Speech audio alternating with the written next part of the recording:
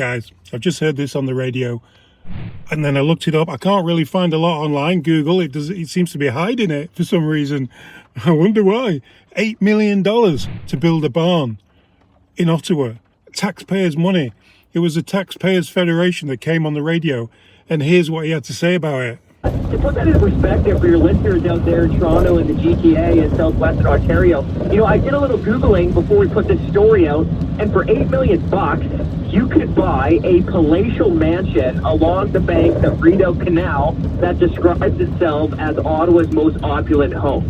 So the National Capital Commission and Rideau Hall, the two worst waste offenders in Ottawa, teamed up to soak taxpayers for $8 million replacing a barn or a shed. Now, they say that they use this shed to store their tools, to store their vehicles, to wash their tools, maybe even to do a little bit of repairing. But I cannot believe that it cost $8 million to build this thing.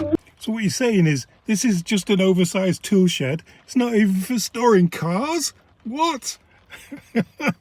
What? I don't know what it stores. They say vehicle storage. Who knows if they're talking about a car, a John Deere? I don't know if they're talking about a couple rakes. We don't know what's in there. But here's what we do know. I'm pretty sure that we can get someone else to build a barn or a garage or a shed for less than $8 million. Yeah, but what they're saying is, this is a really fancy barn, garage, whatever, shed.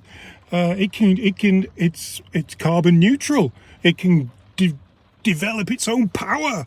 Do you think it's going to develop $8 million worth of power? Yeah, I highly doubt it. $8 million. And look, I'm not doubting that this thing is fancy. I mean, for $8 million, what do they do? Build this thing with diamonds? Everything Ottawa touches is extravagant. It's over the top. Because they're not spending their own money. They're spending everyone else's money, right? It's the perverse incentive that these government employees, essentially, especially at the National Capital Commission, by the way, who there is no real oversight, there is no political spine to actually be like, hey, can you please just respect taxpayers' money for one? Because this isn't the first time that we've seen the National Capital Commission spend like crazy. Let me give you two other examples, okay? So the National Capital Commission spent $140,000 studying and designing a private staircase at Rideau Hall that never got built.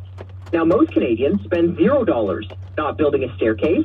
The National Capital Commission spent $140,000. They also spent about $700,000 renovating a kitchen at Harrington Lake.